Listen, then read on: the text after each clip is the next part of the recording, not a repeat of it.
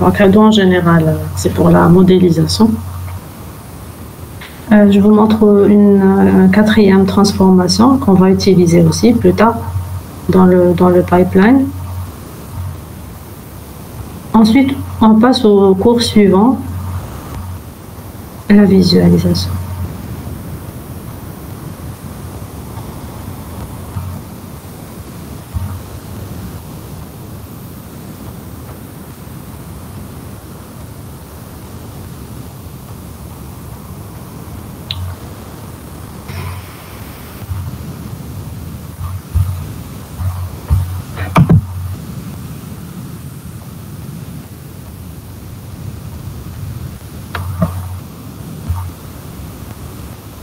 Pour le TP, alors il y en a qui m'ont envoyé un mail, qui m'ont dit qu'ils n'arrivaient pas à compiler, à voir la fenêtre, le message. Enfin, bon, il y a 90% de chances que ce soit l'OpenGL, enfin pas l'OpenGL elle-même, mais le GLFW. C'est que forcément il y a un problème dans la configuration du GLFW. Vous n'avez pas bien intégré la GLFW dans votre environnement de travail. Si c'est donc j'essaie de vous copier le lien de la playlist où je vais mettre toutes les vidéos. Revoyez la vidéo, refaites étape par étape. C'est la seule solution. Si ça marche toujours pas, le TP en classe, je verrai sur place. Je referai avec vous, enfin pour ceux qui n'ont pas pu le faire, on verra sur place quelle est la partie qui manque. Est-ce que pour les autres, vous avez pu afficher une fenêtre?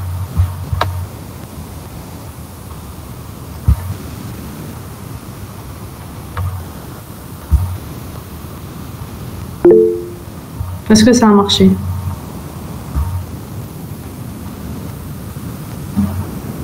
Oui. Le dessin aussi, le triangle. Est-ce que vous avez essayé? J'ai l'impression que vous n'avez même pas essayé. De toute façon, oui, on a fait le TP jeudi. Ok, vous avez encore un peu de temps.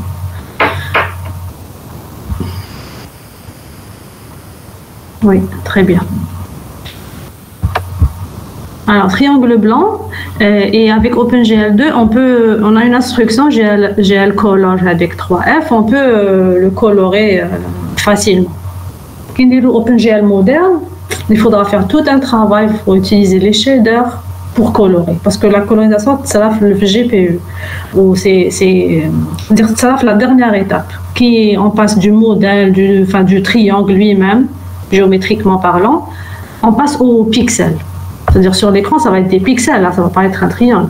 Donc, il fallait que l'étape de pixelisation, on va attribuer une couleur pour chaque pixel. Donc, ça sera le shader.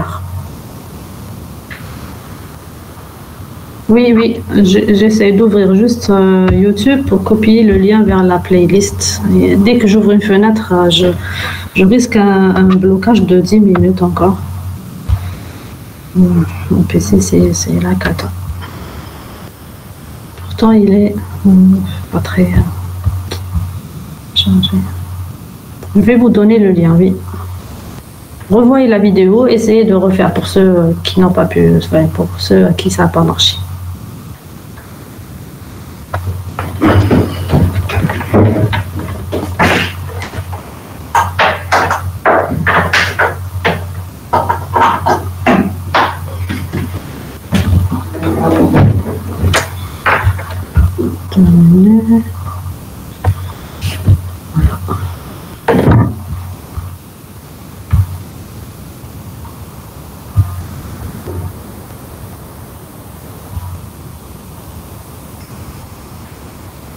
Voilà, je peux ouvrir les cours, très bien.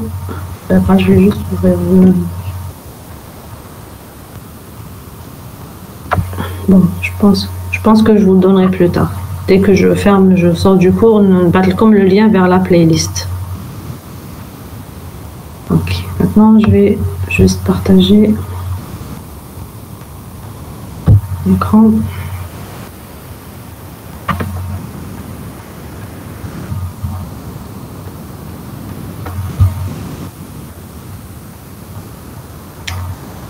Je vais enregistrer.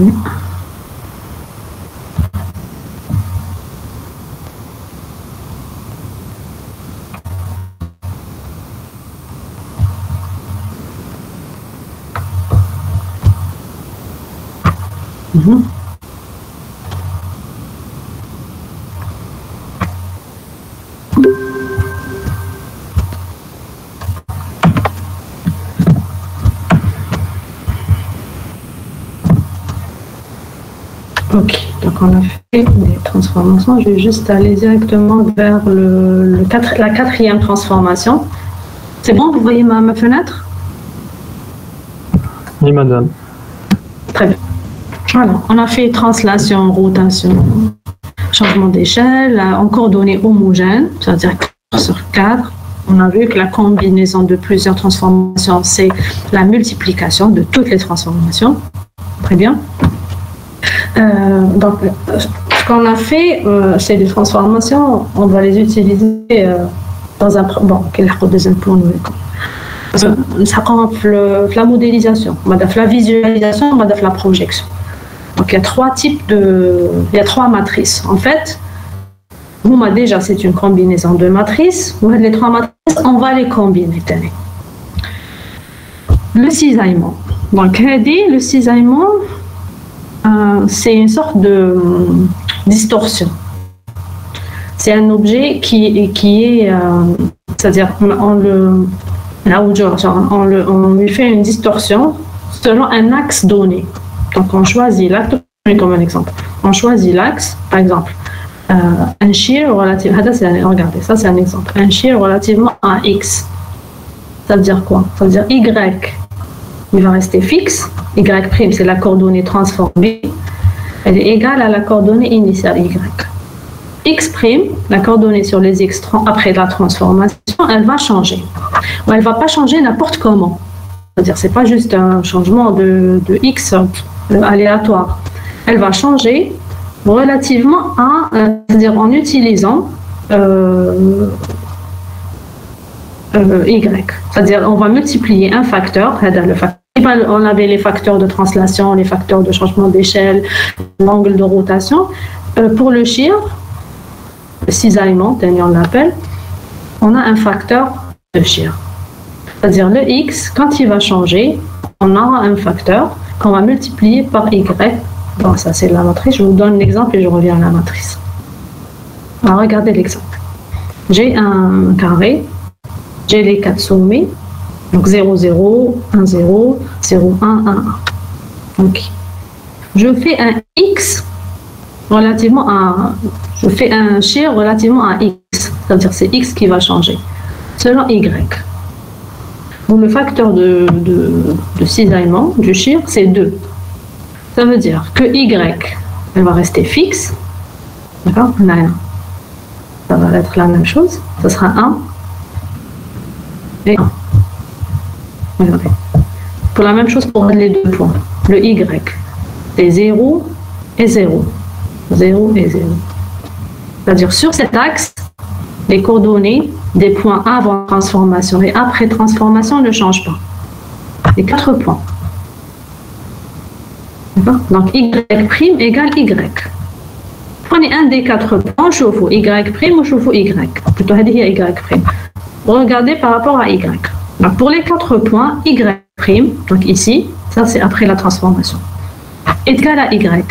X' par contre, c'est x plus 2y. Donc je prends le x que j'avais, je lui rajoute un changement. Avec le changement, bien sûr, un facteur que je fixe, multiplié par y. Donc c'est toujours par rapport à l'autre axe. Donc changement. La distorsion, elle se fait sur un axe, toujours par rapport à la coordonnée de l'autre axe. Donc x par rapport à y. D'accord? Allez, je suis en 2D.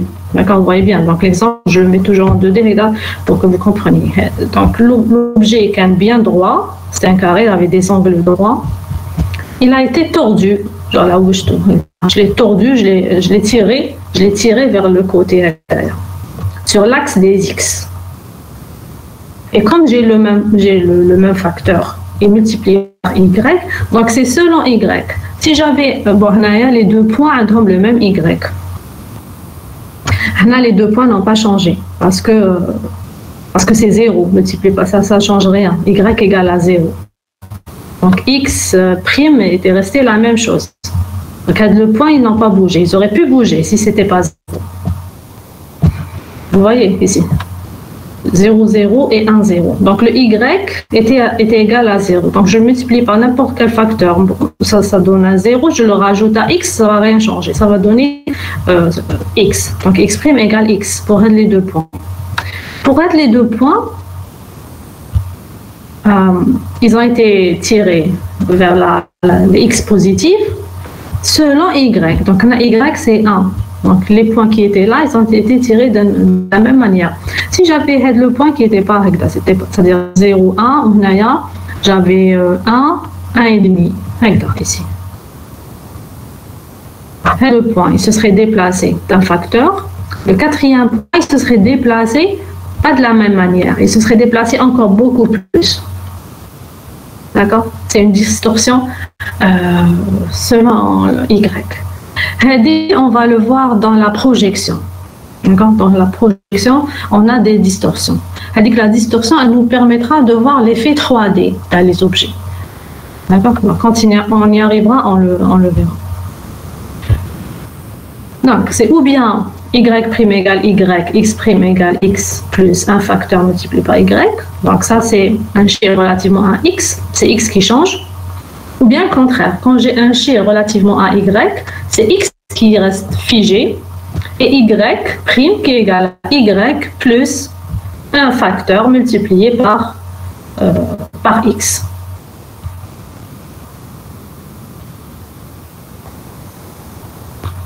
Ok. Donc là, je peux le montrer en matrice. Donc c'est toujours pour le 2D. Donc, un chiffre X. Ça veut dire que X' égale X, regardez, c'est 1, plus 0 plus 0. Y' égale Y plus SH, X multiplié par X. Voilà, c'est le contraire. Si je le fais en 3D, alors je remplace avec SH et je prends des A et B, petit a et petit b, donc les facteurs. Donc de petit a, petit b, ça remplace le SHX ou bien SHY. La différence, c'est que là, j'avais un axe relativement à un autre. Donc X par rapport à Y ou bien Y par rapport à X. Quand je suis en 3D, donc ça se fait sur deux axes proportionnellement à la troisième, au troisième coordonnée. Ça veut dire X et Y par rapport relativement à Z. Ça veut dire X droite fixe, Y droite fixe. Donc le chiffre il se fait sur X et Y. C'est-à-dire que selon X et Y, Z, elle va changer selon X et Y. X et Y est fixe. Mais Z, elle va changer. Donc d'ailleurs c'est un chiffre relativement à Z, donc c'est Z qui va changer, mais comment elle va changer? Un facteur multiplié par X plus un autre facteur multiplié par Y. Okay. Tout à l'heure, c'était un facteur multiplié par l'autre axe. C'est un axe par rapport au deuxième, tout court. Donc le X par rapport à Y par rapport à X. Quand je suis en 3D, donc c'est un axe qui change relativement, proportionnellement, donc avec des facteurs multipliés par les coordonnées par rapport aux deux axes qui restent. D'accord? Donc, si je veux laisser la matrice directement. Donc, si je veux écrire les formules, ça va être X' égale X, Y' égale Y, Z' égale AX égale axe, X' égale A multiplié par X plus B multiplié par Y plus Z. Donc toujours Z plus les deux facteurs multipliés par les deux autres coordonnées relativement aux deux autres axes. Voilà, la distorsion, c'est pas d'un objet d'ailleurs, un carré.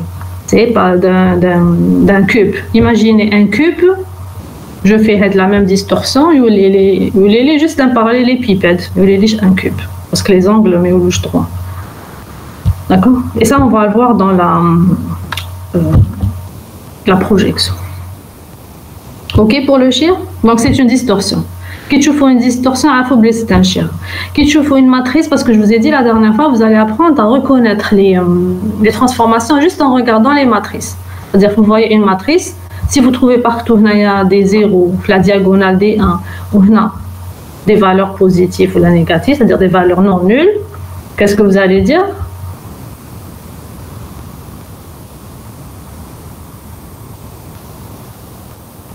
Vous allez dire que c'est quoi comme voilà. C'est une translation. Si vous voyez au contraire des valeurs ici, la diagonale, c'est un changement d'échelle. Si vous voyez des valeurs ici, comme ça, avec ta sinus, cosinus, des valeurs.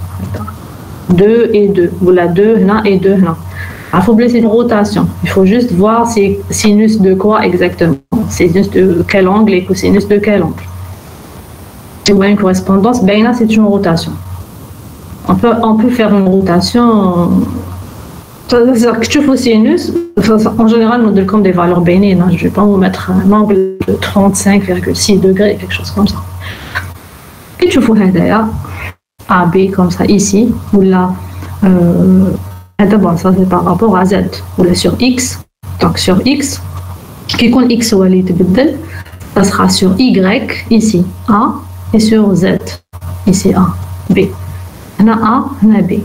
C'est-à-dire que X' égale X plus A multiplié par Y' plus B multiplié par Z'. Donc toujours un axe, il mais il par rapport à quoi? Par rapport aux deux autres. Toujours ça sera plus des facteurs fixés multipliés par les coordonnées des deux autres axes. Et tu vois ce genre de A, B, maintenant, A, B, maintenant, A, B, maintenant, à Foublé, c'est une distorsion. Ou bien, contraire, quand vous voyez la forme qui fait avant, vous voyez, je vous donne le schéma de l'objet, et vous voyez la forme, comment elle est devenue, on peut aussi dire que ça, c'est l'objet a été juste translaté, parce que c'est pas une translation. Si c'était une translation, ou bien il a été tordu, ou bien il a été tourné, ou bien il a été agrandi. D'accord? Alors, les transformations, on va les voir, on va bien les voir, c'est-à-dire OpenGL en TP, parce que on peut pas créer notre objet, on peut pas le modéliser si on fait pas bien on maîtrise pas bien nos transformations. Donc déjà, dans la première étape qui est la modélisation, on va voir tout ça. Bon, là, je vous dis la première étape, mais ça, c'est la base du cours suivant. Donc le cours suivant, c'est le pipeline de visualisation, c'est-à-dire les étapes qu'on va suivre. Il y a la première étape, la modélisation. Donc les rectangles ici, ils nous montrent les transformations qu'on fait. Donc, des transformations, mais chez une seule. Donc, des transformations, plusieurs transformations de modélisation qu'on combine pour avoir une matrice de modélisation. Ici, on aura des transformations de visualisation. Donc, la modélisation, voilà, on a vu. Donc, à l'étape, on a vu. On obtient les coordonnées dans le monde réel. Le monde réel, je fais tout, c'est quoi? Le monde réel, le repère réel, qu'on appelle le repère réel, c'est quel repère?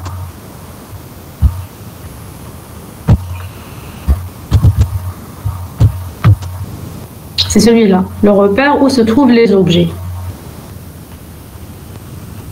D'accord? Donc en général, c'est un objet est défini par rapport à un repère où il a l'origine, qu'on fait le centre de l'objet. D'accord? Donc si vous prenez par exemple, vous prenez un objet 3D, vous téléchargez un fichier, donc c'est des fichiers, on va les voir en TP. Donc on peut le créer directement les vertex qu'on a fait en TP la dernière fois. Vous vous rappelez, on a fait begin et end, et entre les deux, on avait vertex, vertex, vertex. On a fait 3 sommets. D'accord? On a créé une facette. Donc, une facette, c'est 3 vertex. C'est l'élément, c'est l'objet élémentaire de la modélisation. Une seule facette. Quand vous téléchargez le modèle d'une voiture, ou là, vous allez sur Internet, vous cherchez à télécharger un modèle 3D d'une voiture. Vous allez trouver un fichier, bloc-notes, ou là, je sais pas, pour voir ce qu'il y a à l'intérieur. Vous allez trouver plusieurs vertex, des centaines. Chaque 3 vertex, c'est un sommet. D'accord? Et en général, les coordonnées Hadouk sont relativement au repère réel, seulement le monde réel, le repère réel. Donc, Hadouk voit le repère réel. Alors, ce que je vais faire ici, donc ici j'ai les coordonnées dans le repère réel. Je dois avoir les coordonnées de visualisation. Les coordonnées de visualisation, ils sont ici. Ils sont là. La caméra, le repère de la caméra. Donc, pour passer du repère de l'objet au repère de la caméra, je dois faire des transformations de visualisation. Donc, c'est la première étape. Donc, ça sera la première étape. Enfin, la première étape, c'est avoir les coordonnées dans le monde réel. C'est la première étape de visualisation. Donc, c'est la deuxième étape dans le pipeline complet. C'est avec quoi on va commencer. En fait, on va faire l'étape pour avoir coordonnées de visualisation. Ensuite, on va faire des transformations. Donc, la année, ça va être une matrice. Ensuite, on va faire les transformations. À chaque fois qu'il faut transformation, ça veut dire multiplier x égale 7 multiplié par une matrice. Transformation de projection pour avoir les coordonnées de projection. D'accord? C'est-à-dire les coordonnées, le repère de la caméra, mais chez Hadouk, c'est bon le final. Il faut faire une projection pour avoir les coordonnées de projection. Pour la projection, il faut voir quel type de projection. Est-ce que parallèle, est-ce que perspective? La perspective t'atteint le 3D, la parallèle t'atteint le 3D. Donc, une fois que j'ai fait ces transformations, j'ai les coordonnées de projection. Ensuite, une fois que j'ai les coordonnées de projection, je peux, c'est-à-dire, si j'ai les coordonnées de projection, c'est-à-dire j'ai mes coordonnées 2D sur l'écran de projection, c'est bon. Ensuite, j'ai des transformations liées au poste de travail, c'est-à-dire, il faut que quand c'est une sorte de normalisation, à la fin, c'est là. La dernière transformation, c'est juste une normalisation pour que je puisse afficher sur n'importe quel type d'écran. Et si je prends des coordonnées, on va mettre l'écran taille. Je prends des coordonnées et t'afficher sur mon écran, mais si je vais les afficher sur un écran géant, ça sera très petit. Donc il faut juste normaliser. Donc cette étape, c'est juste de la normalisation. Par contre, les étapes, elles sont très importantes. Donc là, je vais passer au repère de la caméra. Donc je mets transformation de visualisation. C'est passer au repère de la caméra, le repère de l'objet vers le repère de la caméra. Et la caméra, c'est quoi? La caméra, c'est ce qu'on voit. Donc, il faut toujours faire l'analogie. Donc, je l'ai mis dans la diapo suivante. Voilà, il faut toujours faire l'analogie avec, comme si que vous prenez une photo avec un appareil photo. L'appareil photo, là, la caméra, c'est votre œil, c'est vos yeux. C'est ce que vous voyez, vos yeux. D'accord? Donc, il faut la positionner à la caméra dans l'espace. Vous, quand vous regardez, vous avez une position dans l'espace. Vous avez une orientation donnée.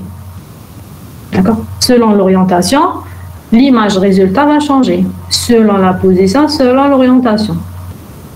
Ensuite, une fois que vous êtes bien positionné, que vous êtes bien orienté vers l'objet que vous voulez, c'est-à-dire l'image que vous voulez afficher sur l'écran. Vous êtes bien orienté vers l'objet. Je peux revenir ici, par exemple. Voilà, une fois que la caméra elle est bien positionnée dans l'espace. Je voulais vous faire ça, Hadif 3ds Max. C'est impossible de lancer. Je voulais juste faire la caméra et la faire bouger comme ça. Mais bon, j'essaierai de le faire plus tard. Donc, une fois que vous positionnez la caméra, une fois que vous l'orientez, donc imaginez toujours, mais chez un seul modèle, mais plusieurs, ou bien, bon, même pour un seul modèle, si je l'oriente par là, sur mon image, j'aurai rien. Si je l'oriente par là, Et bien sur mon image, j'aurai un cube, ainsi de suite. Donc, et aussi la position. Donc je peux la descendre, maintenant je peux la tourner. Ensuite, une fois c'est bon, je l'ai positionné, orienté. Il faut... Donc, on a l'analogie avec la photo. La photo, c'est comme un rectangle. C'est comme un espace infini. Parce que la scène, c'est un espace infini. Comme X, Y, Z. X, ça va à l'infini. Y, ça va à l'infini. Z, ça va à l'infini. D'accord? Donc, je peux avoir des objets très très loin sur X. X égale, je ne sais pas, 2000. C'est possible, où est le problème?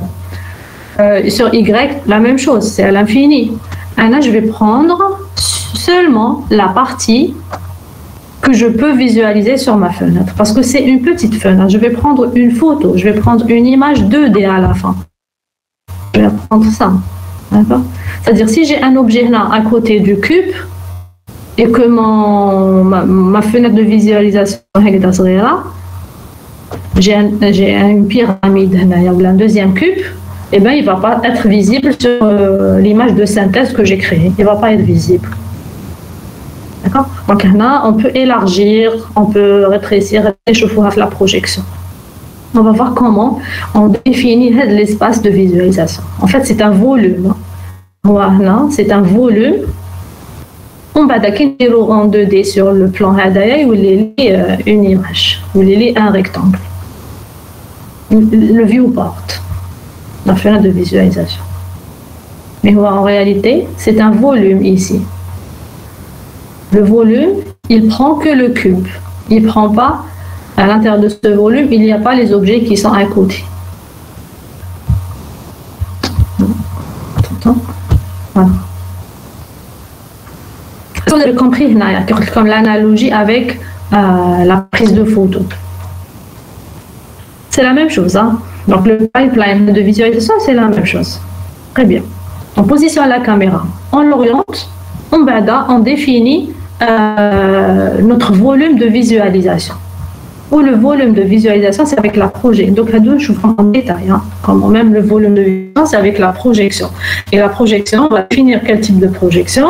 À partir de ça, pour chaque type de projection, on va définir l'angle d'ouverture, la largeur, ainsi de suite. Le rapport XY, donc 16 neuvième, et ainsi de suite.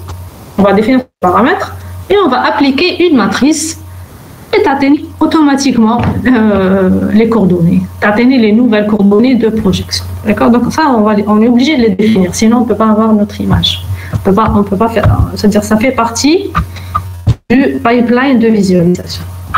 On va dire que c'est la troisième étape. Je reviens à la deuxième étape et juste faire les transformations de visualisation, c'est-à-dire passer du repère réel au repère de la caméra. Le repère de la caméra voit le repère de visualisation. Donc ici, j'ai résumé donc les coordonnées réelles, donc X, Y, Z, sont transformées en coordonnées de visualisation. D'accord? Donc la caméra, c'est un autre repère. C'est pas le même repère que l'objet lui-même, qui sont projetés sur le plan de visualisation. Alors le plan de visualisation, je l'ai dessiné ici, d'ailleurs. Donc j'ai là ça, en fait, le repère de la caméra. Alors, je suis là, donc on a annulé. Donc, le plan, le repère de la caméra. Voilà, donc là, c'est le repère réel. Tu as des objets. Ça, c'est la caméra. On a un repère 3D. La même chose qui m'a le repère. Un repère 3D. X, Y et Z. Et c'est de la même manière que là. On utilise le même principe je vous ai montré en cours. Donc, avec la main droite. Donc, il y a la main droite, il y a la main gauche. On travaille avec. Comme les formules Tawana, les matrices Tawana s'appliquent sur la main droite. Le principe de la main droite. Donc X sur le pouce, Y vers le haut, l'index. Ensuite Z vers moi, vers la caméra. D'accord? Donc Z vers la caméra. Je prends Hadaya c'est Z. C'est Y vers le haut, ou X il va à droite. D'accord? Donc mettez votre main comme ça, juste en face de votre visage. Vous pouvez la coller même à votre nez. Vous la collez à votre nez comme si ça m'a vos yeux ou mal la caméra. X, Y et Z qui pointent vraiment sur votre nez. Qui pointent vers votre nez, vers vos yeux, vers votre visage. Votre visage voit la caméra. Z, c'est un axe, d'accord? Le plan de visualisation, écoutez, on comme ici, coordonnées réelles, coordonnées visualisation, qui sont projetées sur le plan de visualisation. Le plan de visualisation, en fait, il est perpendiculaire à Z. Comme je l'ai schématisé, le premier schéma.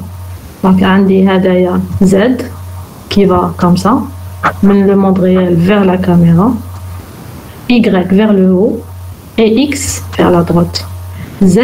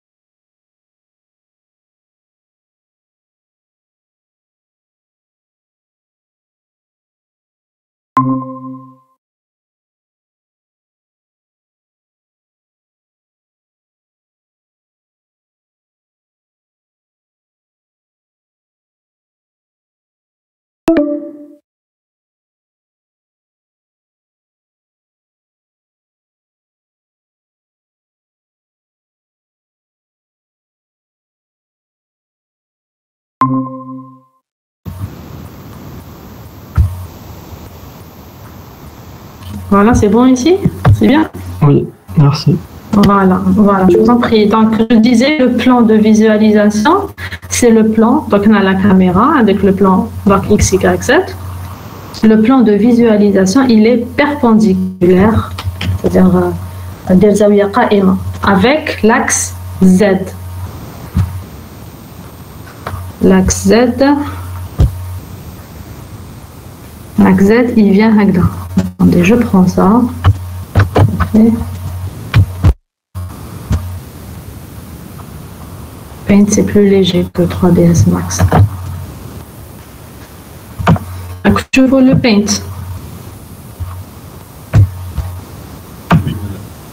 Oui. Donc, voilà. L'axe des Z, c'est le Z. Regardez, le Z, il va aller tout droit vers l'orientation, en fait. C'est le Z qui va montrer l'orientation. L'origine du repère de visualisation. Donc, en rouge, c'est le repère de visualisation. L'origine Théo, il est sur la caméra. En fait, la caméra, elle peut être plus loin. معليش. أنا نديرها في l'origine. Elle peut être plus loin, ça, c'est pas un problème. C'est juste une petite translation. Mais on va dire que la caméra, l'origine du repère de visualisation, c'est la caméra. Le Z, l'axe des Z, donc la position, donc on a l'analogie avec la prise de photo. Il faut trouver la position, il faut positionner la caméra. Ensuite, il faut l'orienter. Ensuite, il faut relier l'image, c'est-à-dire que c'est le volume, c'est la projection, et ainsi de suite. Ok. Positionner et orienter. Donc, positionner la caméra, c'est trouver l'origine du repère de visualisation. Donc, une fois je pose ça, c'est des données. Il faut positionner. Je ne vais pas faire une synthèse d'image, je la position de la caméra. C'est une donnée que moi je fixe. Moi je veux que la caméra, elle soit à telle distance de mes objets. À telle ou à telle distance des objets. Si il y a une animation, la caméra, elle va bouger, elle va aller de telle distance à telle distance de mes objets. Donc, ça, c'est une donnée que moi je fixe. Avec cette donnée, j'ai la position de l'origine de la caméra, c'est bon. Est-ce que pour la position, c'est bon? L'origine de ce repère, on l'a. X0, Y0, Z0. Deuxième chose, donc on fait l'analogie avec la prise de photo. Première chose, la position. Ok, c'est l'origine du repère. On l'a positionné. Ça m'azale. Il faut orienter la caméra. Il faut voir tel objet ou tel objet ou tel objet. Donc, l'orientation de la caméra, c'est l'axe des Z, en fait. L'axe Z. Avec l'axe Z, comme il va, le positif, il va vers moi, vers la caméra. Et le négatif, il va vers la scène. Plus tu t'éloignes, plus le Z il est négatif. Z, il sera plus petit. D'accord, donc là, c'est les Z négatifs. L'essentiel, positif ou négatif, c'est pas ça le problème. La question, c'est l'axe. Tu as trouvé cet axe. On va le fixer à l'axe. Comment je le fixe? Je le fixe en décidant où est-ce que je regarde. Est-ce que je regarde ici, ou là je regarde là, ou là je regarde là, ou là je regarde là. Si je regarde là, ندورو كامل la caméra, l'axe Z, il dort من هذه الجهة. Le plan de visualisation, c'est-à-dire la projection sur quel plan la projection, on va se faire sur. Vous m'avez parlé de la projection du premier cours. Premier cours, on va faire projection 3D, 2D pour avoir l'image 2D. D'accord. Donc tout le monde est conscient qu'on va faire une projection. Donc la projection, elle va se faire sur un plan.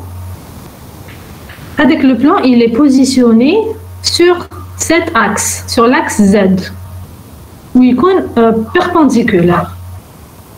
D'accord, il y a un angle droit entre l'axe des Z et le plan de visualisation. Voilà. Le vecteur qui est perpendiculaire à un plan, je sais pas. Le vecteur qui nous donne l'orientation du plan. Un plan, tu as l'orientation terreau. Avec le vecteur, il est droit, il y a un angle droit avec le plan. Comment on l'appelle? Vecteur normal. Ça vous dit quelque chose? Donc on va travailler beaucoup avec les normales. Oui, on va travailler beaucoup avec les normales. Parce que ça sera des facettes. On travaille avec les facettes. Pour les facettes, c'est des plans. Donc chaque facette, il y a un vecteur normal. Déjà, pour montrer quelle est son orientation, pour montrer est-ce qu'elle est visible, elle n'est pas visible, pour montrer est-ce qu'elle reçoit de la lumière, elle ne reçoit pas de la lumière. C'est avec le vecteur normal qu'on décide tout ça. Voilà. Maintenant, avec c'est-à-dire vecteur normal au plan, c'est-à-dire si je dois définir un plan, je dois définir le vecteur normal. Si je définis le plan de visualisation, donc il est défini par son vecteur normal. Son vecteur normal, il a la même orientation que l'axe Z. Voilà. Vecteur normal au plan de visualisation, il est sur l'axe des Z. Donc, qu'est-ce que je dois faire pour définir le repère? Donc, maintenant, ce que je cherche en fait, je cherche ça. Je cherche les coordonnées de visualisation. Pour avoir les coordonnées de visualisation, je dois définir le repère de visualisation par rapport au repère X, Y, Z. Donc, j'ai des coordonnées ici, j'ai des objets, des coordonnées, mais par rapport à le repère, les coordonnées, je change de système de coordonnées, je passe même le repère à le repère. Voilà, c'est ça la transformation de visualisation. Pour passer le repère à le repère, il y a des transformations qui font ça. Donc ça, c'est facile. Mais il faut définir le repère avant de faire cette transformation. Il faut le définir. Donc, comment je le définis? Donc, avec la distance de la caméra, je définis l'origine. Première chose. Ensuite, avec le sens de visualisation, qu'est-ce que je regarde? Je définis l'axe des Z. Donc, l'axe des Z, il est défini avec le point référence de visualisation. Point référence de visualisation, c'est le point. Imaginons que vous fixez un point, vous fixez un objet de votre scène. Et voilà, les objets tout autour, ils viennent le conflit l'image. D'accord. Mais tu ne peux pas voir le champ en même temps. Tu vois un point donné. D'accord? Donc, le point référence de visualisation, c'est le point ici, les références. C'est-à-dire que je suis en train de regarder, que je m'oriente vers ce point-là, qui m'a fait l'exemple de Tolcom. Non, par exemple, ici, c'est le point. Je suis tournée exactement, c'est le centre d'intérêt. Je regarde le point. Donc, le plan de visualisation, qu'est-ce qu'il y aura? Il y aura tout ce qui est autour de ce point-là. Il a le point référence de visualisation, il est par là. Donc, je vais tourner la caméra par là, vers ce point. Donc, le point référence de visualisation, c'est le point que je fixe. Si je définis avec le point que je fixe, je peux définir l'axe des Z. Donc, j'ai la première chose qui est l'origine, la position de Taha. J'ai la deuxième chose qui est l'axe Z. Donc, j'ai l'axe Z. Je peux le retrouver à partir du point référence de visualisation. Est-ce que quand je trouve l'axe Z, c'est bon, j'ai trouvé le repère? Est-ce qu'un seul axe, il peut me définir tout un repère 3D, fait 3 axes?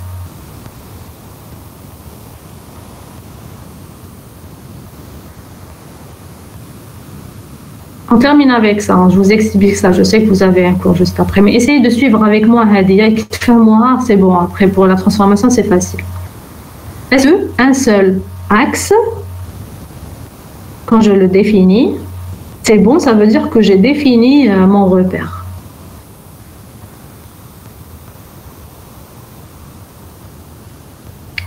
كيفاش ديروا بلا main droite les 3 axes. Fixez واحد. وشوفوا est-ce que les deux autres ينجموا يتبدلوا ولا لا est-ce que يتبدلوا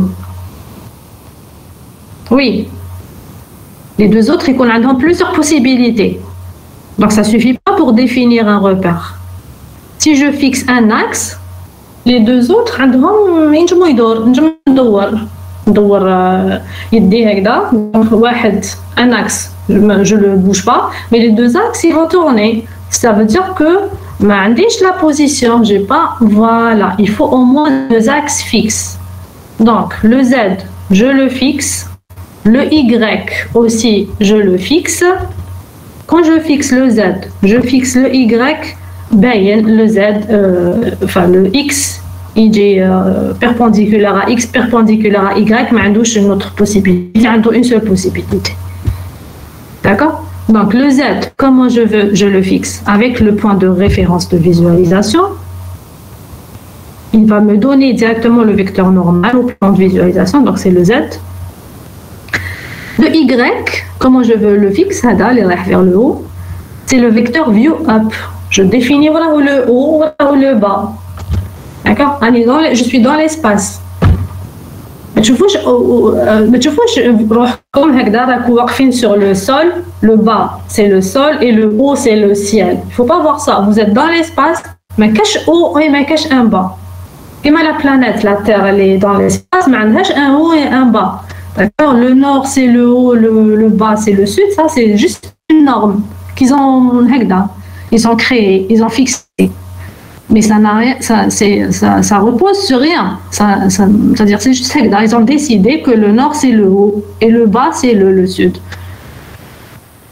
D'accord? Alors que ça flotte dans l'espace. Mais cache un haut, mais cache un bas. Donc je dois définir le haut je vois. Donc le définir, mais chez les définir. Donc le Z. Tu le retrouves avec le point référence de visualisation que tu dois toi-même définir, bien sûr. Tu décides qu'est-ce que tu regardes. C'est toi qui vas créer la scène. C'est toi qui as créé. Je décide où est-ce que je positionne la caméra et je décide où est-ce que je regarde. Est-ce que je regarde vers tel objet, je note vers à droite, vers à gauche. C'est-à-dire, c'est moi qui décide où est-ce que je regarde. Voilà. Je définis le Z. Et je définis le Y. C'est-à-dire le Y, voilà le haut, voilà le bas. J'ai ici un cube, voilà la facette. Et affiché à l'écran, là la facette que j'affiche en bas de l'écran. Voilà le haut, voilà le bas. Dans mon objet. J'ai un cube a un haut et un bas. D'accord? D'accord? Il faut se mettre que vous êtes dans l'espace. Mais cache le sol, mais cache le ciel. Vous êtes dans un espace comme ça, X, Y, Z. Donc, la norme qui a été définie, c'est que Y, il va vers le haut. Et bien sûr, là, on prend toujours le haut par rapport au ciel. Mais je peux tourner, je peux dire le haut, il est comme ça. Et j'affiche la facette qui est à gauche, toutes les billettes affichent à Melfort. D'accord? C'est juste, on va le voir en TP de toute façon. On peut changer. Le Y, est-ce qu'il va comme ça? Est-ce qu'il va avec là? Est-ce qu'il va avec là? Est-ce qu'il va avec là? D'accord? Donc je définis le point référence de visualisation pour avoir le Z et je définis le haut. D'accord? C'est moi qui le définis parce que c'est ma scène, c'est mon monde, c'est moi qui le crée, c'est moi qui définis voilà où le haut, voilà où le bas. Je définis le Y. Le X, il dit une fois que je fixe ça, le X automatiquement il connaît maintenant parce qu'il connaît l'angle droit, maintenant angle droit ou maintenant j'ai déjà un angle droit. D'accord? En fait, le Z il est fixé, il est bien fixé, c'est le Z, il est bien fixé. Le Y, c'est le haut, mais en bas, on dit juste un angle droit ou par rapport à l'angle droit. Et le X, on va revenir ici, et je vais vous montrer exactement comment trouver le Z et exactement comment calculer le Y, comment trouver le Y, ensuite comment trouver le X, ensuite comment faire la matrice de changement de repère, de changement de système de coordonnées pour passer du coordonné avec en noir vers le coordonné, vers le système de coordonnées en rouge. Bien, c'est nada.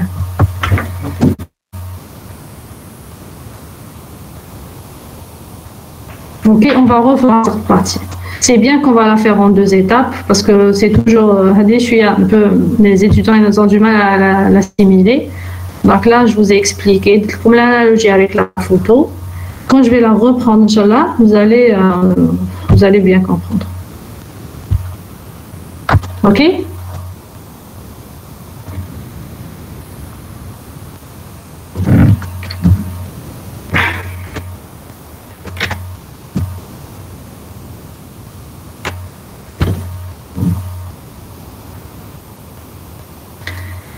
Ok, très bien. Donc, vous enverrez, là tout de suite, je vais ouvrir le YouTube et je vous envoie le lien par mail, un de vos emails. Là, on se voit au TP, Inch'Allah.